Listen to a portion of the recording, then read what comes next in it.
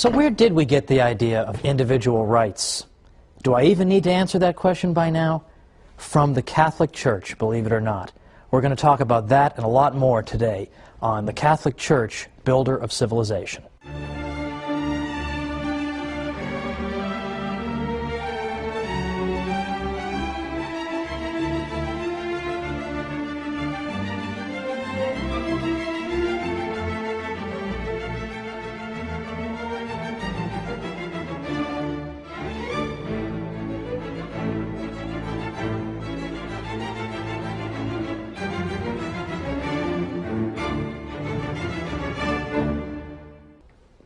Welcome to the Catholic Church, Builder of Civilization.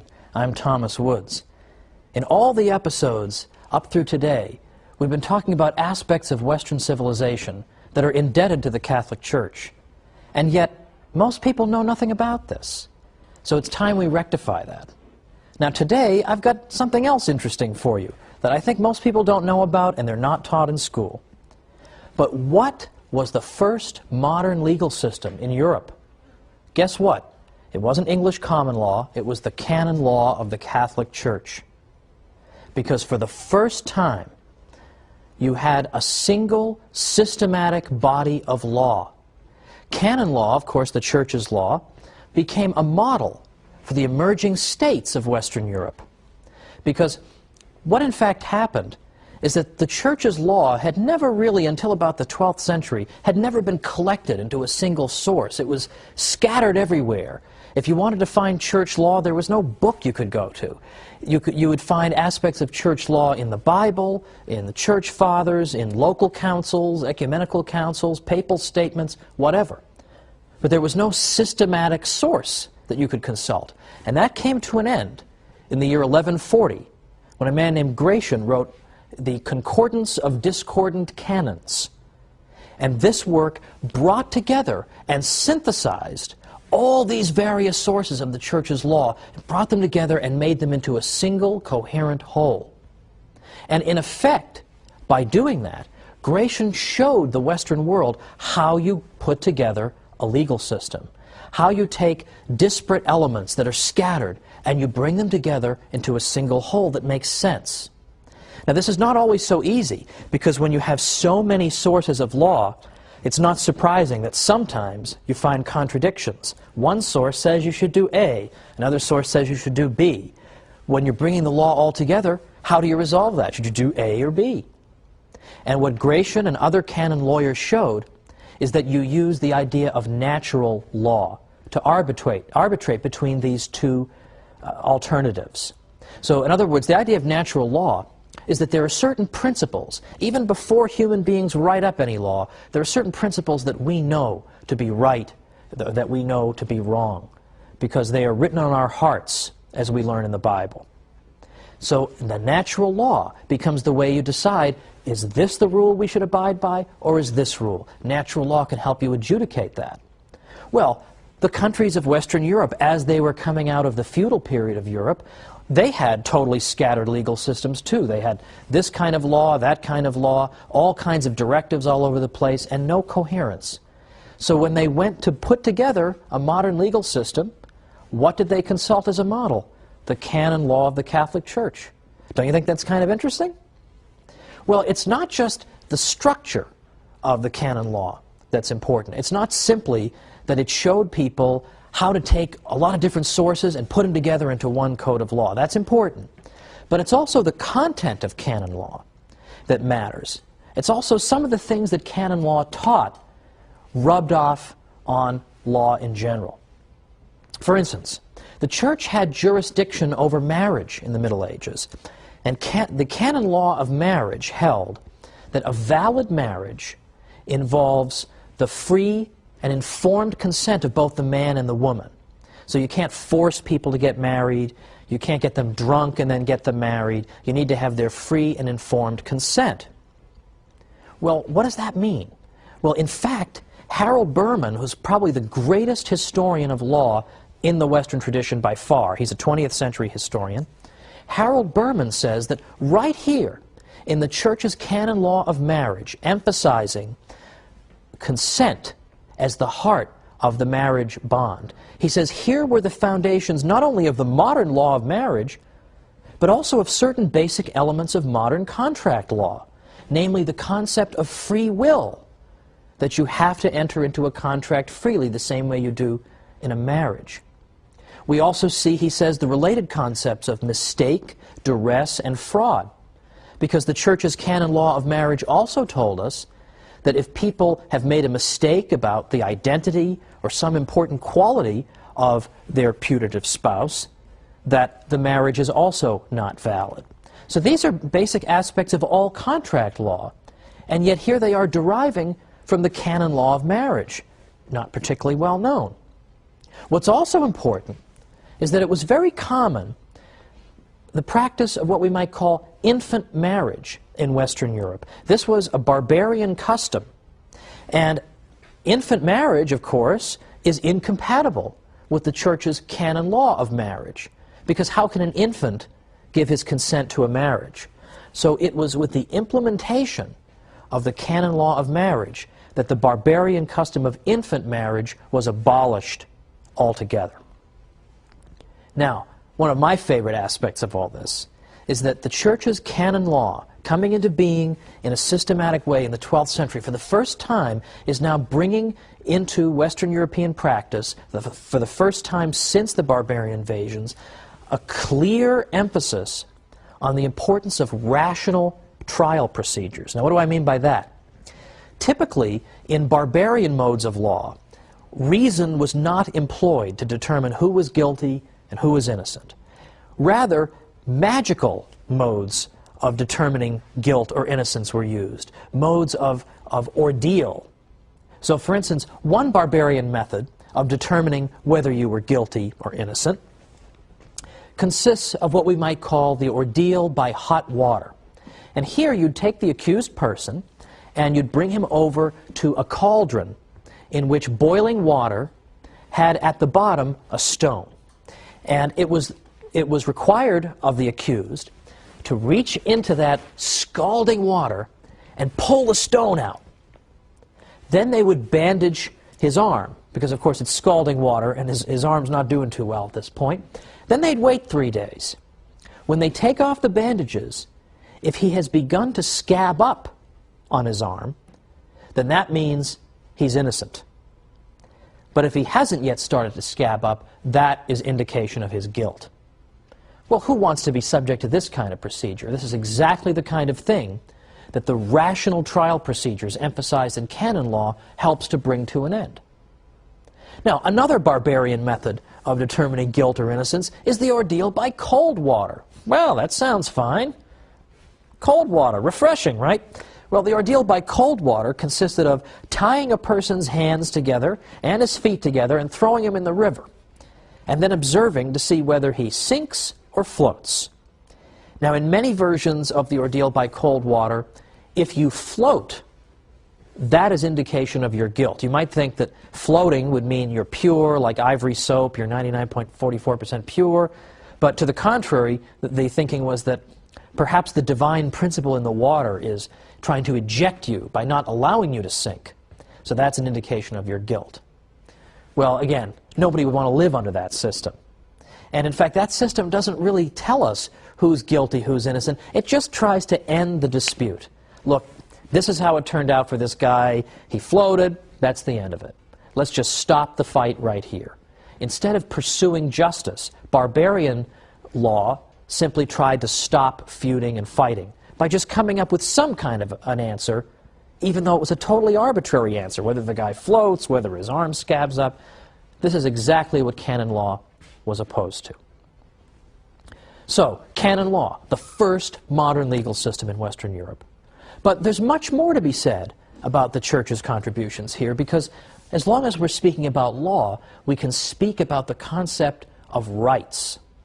That I have a right to life. I have a right to own property. I have a right to enter into a contract or enter into a marriage. I have the right to defend myself in a court of law. All these things are rights. Where does that idea of rights come from? For a long time, it was assumed that the idea of rights just sort of spontaneously emerged somewhere around the 17th century. give or take. That was the standard view. All of a sudden, people thought of the idea of rights. That is no longer a sustainable view. And once again, modern scholars, believe it or not, are coming to the defense of the Church and showing that, in fact, the idea of rights is not confined to the 17th century.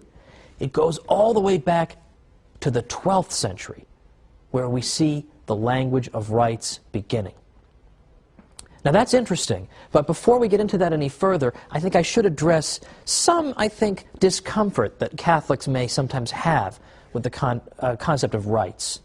Because I think today we live in a culture in which everybody claims that anything he wants to do is a right. I have the right to do this, the right to do that. It almost makes rights language seem empty or even dangerous. So I simply want to clarify, a right simply means that you possess a kind of immunity from invasion.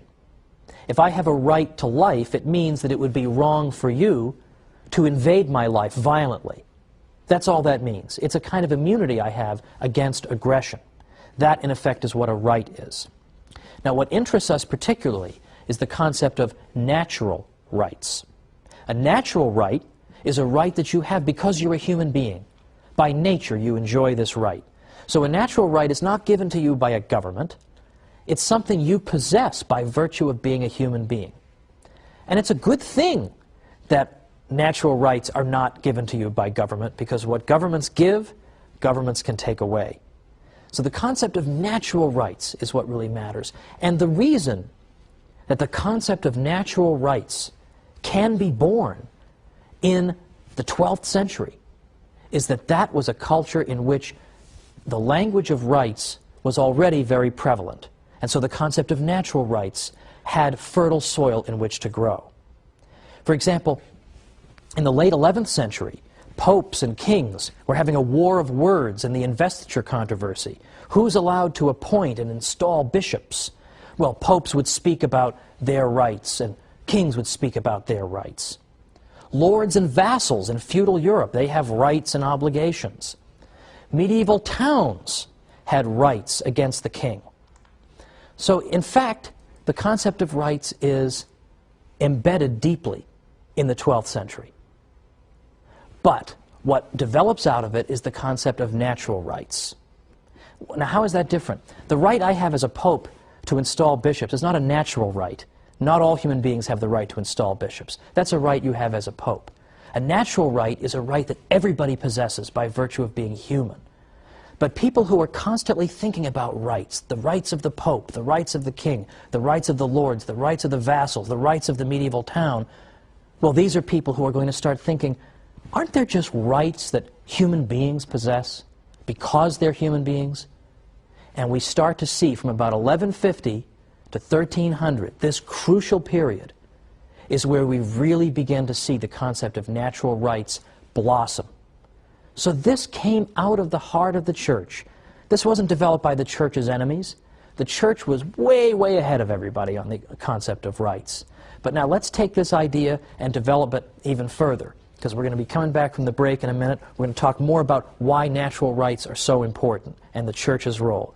So come on back and join me.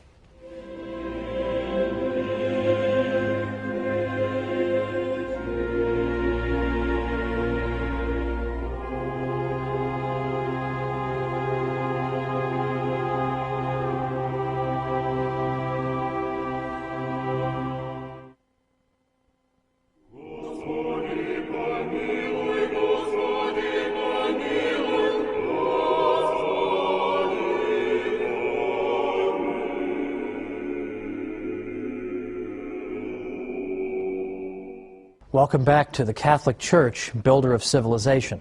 I'm Thomas Woods. Today we're talking about law and rights. And we've seen so far that the Church gave Western Europe its first modern legal system with its canon law. There was nothing like that up to that time. And then beyond that, it's the Church and her canon lawyers, her church lawyers, who begin to introduce the concept of natural rights, which means that human beings, simply because they are human beings, are endowed with certain rights. That is to say, they are endowed with certain immunities so that they cannot be invaded or aggressed against in these areas of their lives. Now, just before the break, I emphasized in particular the crucial period from about 1150 to 1300, when you begin to see church lawyers starting to think of all kinds of areas of life as possessing natural rights to them. For example, the right to property, the right to defend yourself in self-defense, and also to defend yourself in a court of law, and so on and on, much, much more as well. All these things were beginning to be viewed as natural rights that trumped the claims of governments. In fact, as recently as Pope Leo XIII's encyclical, Rerum Novarum, Pope Leo XIII said that the right to property is sacred and inviolable. And that, in effect, means that nobody's allowed to interfere with your enjoyment of your property. And then in other cases, we're talking about the enjoyment of your life or the enjoyment of other rights. But these are things that you enjoy because you're a human being, and that no government can take away. You have these things before government even comes along into the picture. Now, this is a very important idea. It's a central concept in Western civilization. And these are universal rights. They're not rights that are enjoyed just by European human beings, but by all human beings. And they're not rights that are enjoyed only by Catholics, members of the faithful in the state of grace, but these are rights that are enjoyed by all people, regardless of what faith they profess. Now, it's interesting to note that in the 13th century, there had really begun to develop a very exaggerated understanding of the Pope's authority. That it was argued that the Pope, because he was the vicar of Christ on earth, in effect owned everything. And individuals enjoyed their possessions only because he allowed them to. And in the 13th century, Pope Innocent IV specifically renounced this view and said no. He said ownership, possession, and jurisdiction can belong to non-Catholics as well. Because the original argument was that the Pope owns everything and he lets Catholics enjoy property, but he has the right to deprive others of property. And Pope Innocent IV said this is complete nonsense. Catholics and non-Catholics alike, regardless of what the Pope believes about them or wants to do, can own their own property, because all rational creatures were intended to have the right to property. So this concept of rights begins to develop over the centuries, beginning with 1150 to 1300, and it reaches its height and its culmination with people we call the late scholastics, people in the 16th and 17th centuries. And in particular, the scholastics who were teaching at Spanish universities, and I mentioned before the University of Salamanca, they taught that not only do Europeans and not only do Catholics have these rights, and not only do non-Europeans and non-Catholics have these rights, but also peoples we've never heard of before. The natives of the New World, we're just meeting for the first time. Those people have the same rights to property and rights to life and rights to self-government that we have in Europe. And that's an astonishing claim, because if you look at the history of the interaction of peoples who are different from each other, you don't really see a whole lot of examples of foreign people saying to each other, oh, you have the same rights I have, because we all have a rational nature and we're made in the image and likeness of God, and so we're all equal and we have natural rights. Of course you don't see that. You don't see that at all. But this is the liberating idea that the Catholic Church brings into the world, that people all enjoy these natural rights equally. Now, that's long before John Locke talks about natural rights. He's writing in the late 1600s. This is the 12th century. That's a major contribution by the Catholic Church. Well, finally for today, my last segment involves an aspect of Western law that has been almost completely forgotten, but that thanks to Harold Berman, whose book I earnestly recommend, Law and Revolution, it's been resurrected.